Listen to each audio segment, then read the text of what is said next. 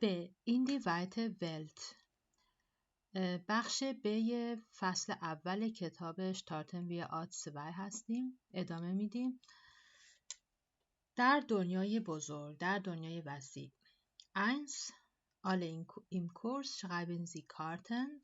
کارت بنویسید. Auf die Vorderseite nur Ihren Vornamen. روی کارت اسم کوچیکتون رو بنویسید. Auf die Rückseite Ihren Vor- und Nachname. پشت کارت اسم و اسم فامیلیتون رو بنویسید. 2. Gehen Sie umher, zeigen Sie abwechselnd Vorder- und Rückseite Ihrer Karte. به صورت رندوم، به صورت انتخابی یا جلو یا پشت کارتتون رو نشون بدین. sprechen Sie صحبت کنید. مثلا طرف وقتی که اسمش رو نشون میده یعنی چی؟ یعنی که ما با هم خودمونی هستیم، به اسم کوچیک هم دیگر رو خطاب میکنیم. پس مقابلش بهش میگه که حالا ماریو وی گتس دیه. حالا اگه بیاد پشت کارتون نشون بده، مثلا هر منسونی، اینجا میگه که گوتن تاگ فقا اوده هر، اسم فامیل رو میگه. وی گتس اینن.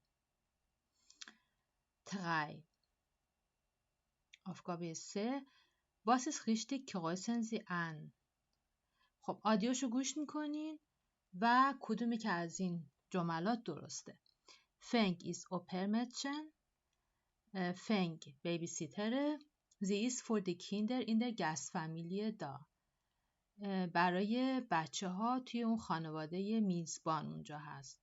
حالا خانواده میزبان چی؟ خانواده میزبان یعنی این که این شخصی که بیبیسیتر هست میره با اون خانواده زندگی میکنه، یعنی یه اتاق بهش میدن، سرمیز باشون میشینه و به اون خانواده که اینو به خودشون پذیرفتن، پیش خودشون پذیرفتن، میگن گست فامیلیه. آساگه بعدی فنگ hat schon studiert.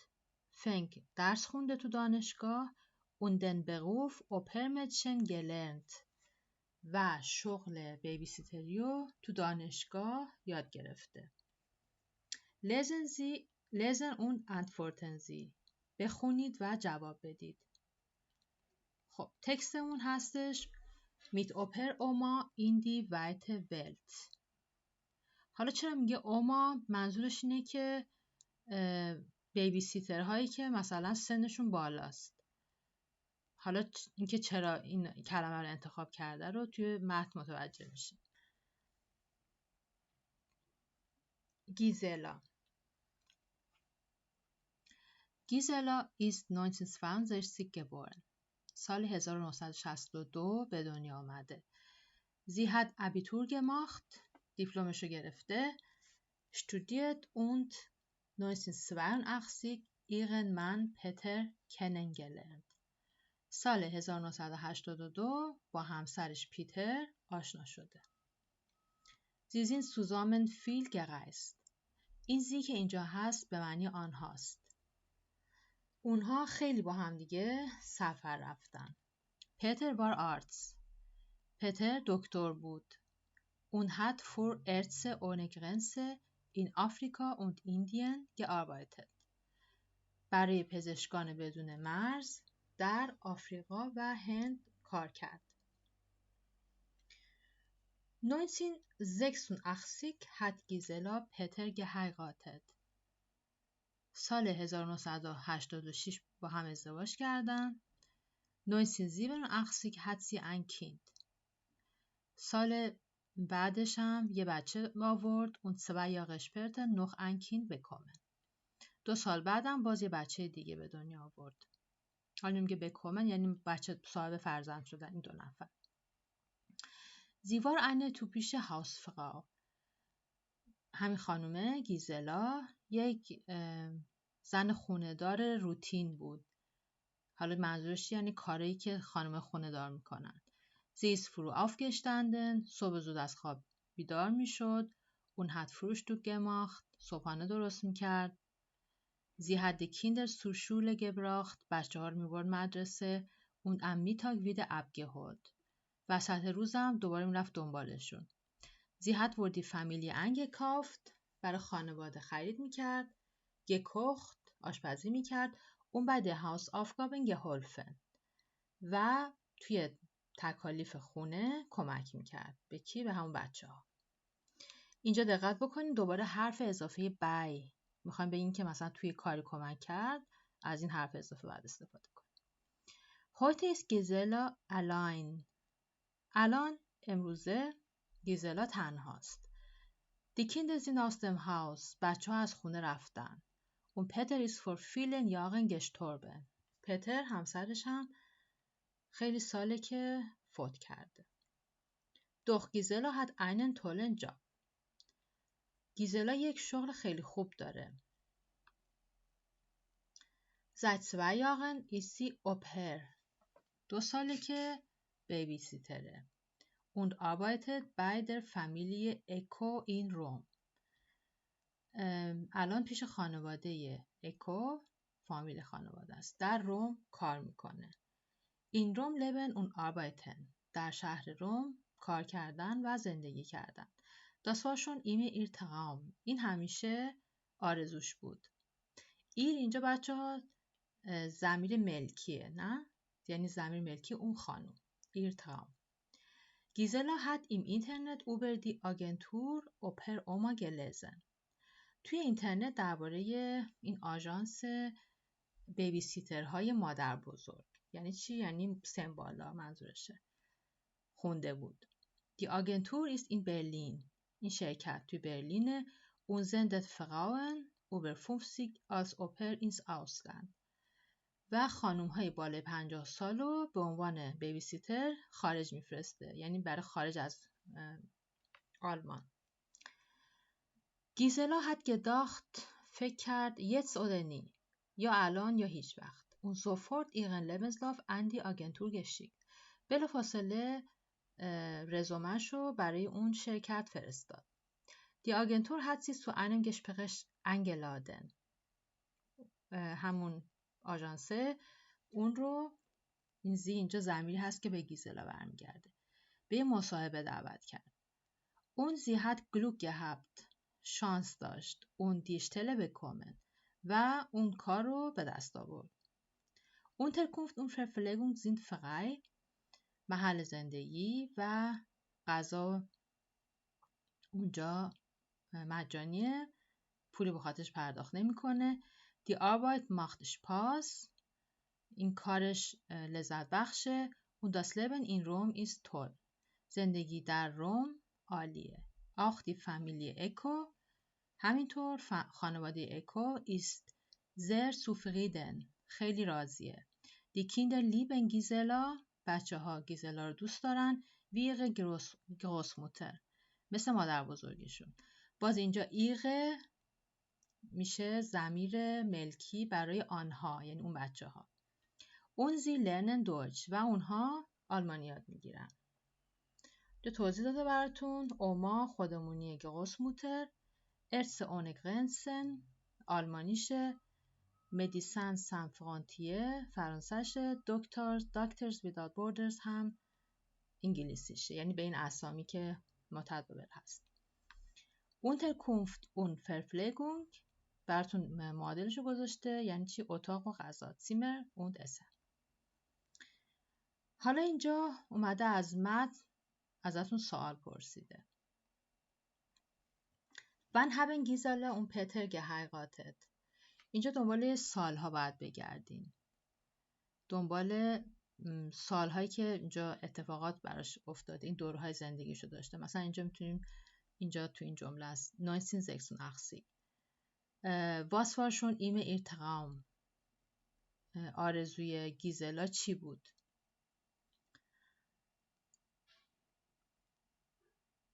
Welche Frauen schickt die Agentur als Au pair ins Ausland؟ این آژانس چه خانمایی رو میفرسته؟ همونطور که اینجا گفته بود خانمای چی؟ بالای 50 سال. اینجا گفته بود Die Agentur ist in Berlin und sendet Frauen über 50 Jahre. Über 50 بالای 50 سال. Was hat sie an die Agentur Au pair Oma geschickt؟ خب این برای اون آژانس چی فرستاد؟ لبنزلافش رو فرستاد دیگه، نه؟ اینجا لبنزلاف یا همون رزومش رو. زین Unterkunft und Verpflegung teuer. آیا محل اقامت و غذا گرونه؟ نه، اینجا گفتش که پولی نمیده. کوستنلوسه. اینجا گفته چی؟ فقعی. Ist Gisela in Rom zufrieden؟ توی روم آیا راضیه؟ این سوالات رو پس از تو متن جوابشو در میاریم. Aufgabe 5 zu zweit 2 نفره schreiben Sie über Giselas Leben. این بچه ها یکی از نکات گرامری این اسی که اینجا میبینین یکی از انواع گنتیو ساختنه. یعنی چی؟ یعنی ما میگیم زندگی گیزلاس لبن. schreiben Sie in ihr Heft. تو دفترتون بنویسید. این سالها که توی متن بوده رو اینجا عنوان کرده و میگه که دربارش بنویسید. مثلا sie ist 1962 احتمالاً گبورن بود دیگه، نه؟ گبورن. نمیخواد حتما جملات خود کتاب باشه، میتونید جملات خودتون استفاده کنید. 6 unterstreichen Sie folgende Verben in 4 imperfekt. گفته که این افعال رو حالت پرفکتش رو مشخص بکنید. بعد به اینجا بنویسید. خب ما اینجا توی متن چند تا پرفکت داریم که پرفکت ها رو پیدا میکنین و حالت اینفینیتیوش رو می‌نویسین، حالتی که تغییری روش انجام نشده. مثلا hat kennengelernt میشه چی؟ kennen lernen. oder zum Beispiel ist aufgestanden چی میشه؟ گفتش که هر روز صبح زود پا میشه. aufstehen هست. hat abgeholt holen abholen. hat eingekauft einkaufen. hat eingeladen einladen.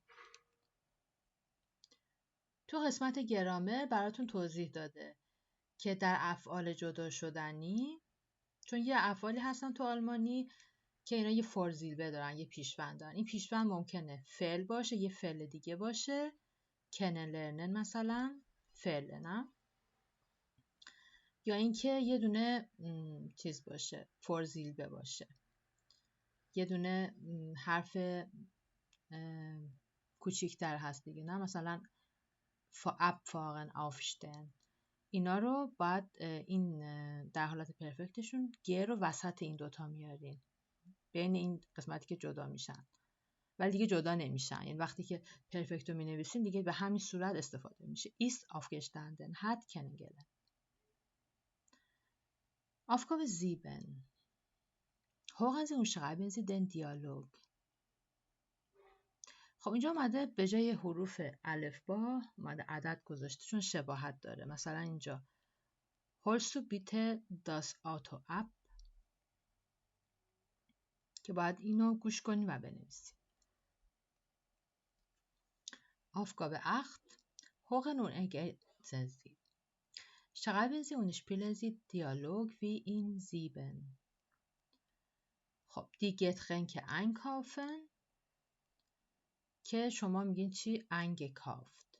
اینا رو باید حالت پرفکتش رو بنویسید. Deine Mutter anrufen angerufen. Ausdrucken ausgedruckt. Ausmachen ausgemacht. دوباره اینجا حقن بعدی hören Sie den Podcast، یه پادکست براتون میذاره. Was ist richtig kreuzen Sie an. خب این حقنی که گوش میکنین باز دوباره دوتا وال داری، نه؟ بین این دوتا Caroline lernt کدومه که از اینا seit 4 Jahren oder seit 4 Monaten Deutsch. Caroline möchte in Deutschland unterrichten. Französisch oder Englisch. یکی از اینا درسته. Jan lernt seit einer Woche یا seit einem Jahr Deutsch. Jan möchte den Master machen oder an einer Universität arbeiten.